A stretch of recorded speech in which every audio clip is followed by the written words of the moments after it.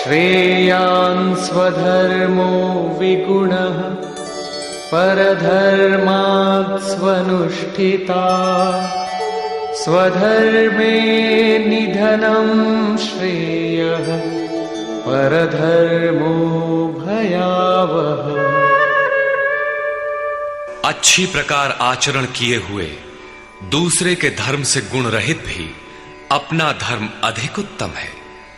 स्वभाव से उत्पन्न कर्म में प्रवृत्त होने की क्षमता स्वधर्म है, अतः स्वधर्माचरण में मरना भी परम कल्याणकारक है। अपनी क्षमता के अनुसार कर्म में प्रवृत्त होने से साधक एक न एक दिन पार पा जाता है। जहां से साधन छूटेगा, शरीर मिलने पर वहीं से पुनः प्रारंभ होगा। आत्मा तो मरता नहीं। शरीर अर्थात वस्त्र बदलने से आपके बुद्धि विचार बदल तो नहीं जाते। आगे वालों की तरह स्वांग बनाने से साधक भय को प्राप्त होगा। भय प्रकृति में होता है, परमात्मा में नहीं। प्रकृति का आवरण और घना हो उठेगा। स्वधर्म क्या है? अध्याय 2 में श्री कृष्ण ने स्वधर्म का नाम लिया था कि स्वधर्म को भी देखकर तू युद्ध करने योग्य है। क्षत्रिय के लिए इससे बढ़कर कल्याणकारी मार्ग नहीं है। स्वधर्म में अर्जुन क्षत्रिय पाया जाता है। संकेत किया कि अर्जुन, जो ब्राह्मण है, वेदों का उपदेश उनके लिए क्षुद्र जलाशय के तुल्य है।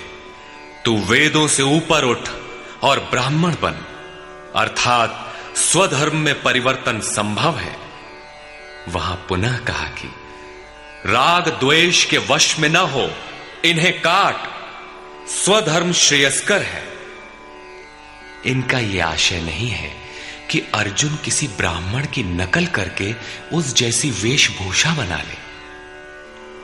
एक ही कर्म पथ को महापुरुष ने 4 श्रेणियों में बांट दिया: निकृष्ट, मध्यम, उत्तम, अति उत्तम। इन श्रेणी के साधकों को क्रमशः शूद्र, वैश्य, क्षत्रिय और ब्राह्मण की संज्ञा दी। शूद्र वाली क्षमता से कर्म का आरंभ होता है और साधना क्रम में वही साधक ब्राह्मण बन सकता है। इससे भी आगे जब वो परमात्मा में प्रवेश पा जाता है तो न ब्राह्मणो न क्षत्रियः न वैश्यो न शूद्रः चिदानंद रूपः शिवः केवलोहम्। वो वर्णों से ऊपर हो जाता है।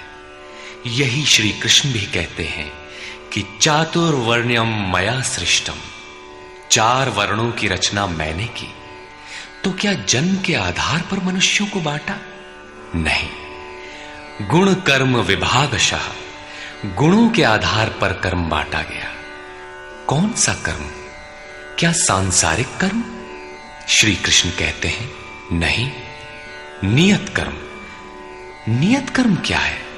वो है यज्ञ की प्रक्रिया, जिसमें होता है श्वास में प्रश्वास का हवन, प्रश्वास का श्वास में हवन, इंद्रिय संयम इत्यादि, जिसका शुद्ध अर्थ है योग साधना, आराधना।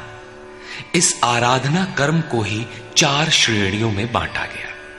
जैसी क्षमता वाला पुरुष हो, उसे उसी श्रेणी से प्रारंभ करना चाहिए। यही सबका अपना अपना स्वधर्म है। यदि वो आगे वालों की नकल करेगा तो भय को प्राप्त होगा। सर्वथा नष्ट तो नहीं होगा, क्योंकि इसमें बीज का नाश तो नहीं होता। हां, वो प्रकृति के दबाव से भयाक्रांत, दीनहीन अवश्य हो जाएगा। शिशु कक्षा का विद्यार्थी स्नातक कक्षा में बैठने लगे तो स्नातक क्या बनेगा? वो प्रारंभिक वर्णमाला से भी वंचित रह जाएगा। अर्जुन प्रश्न रखता है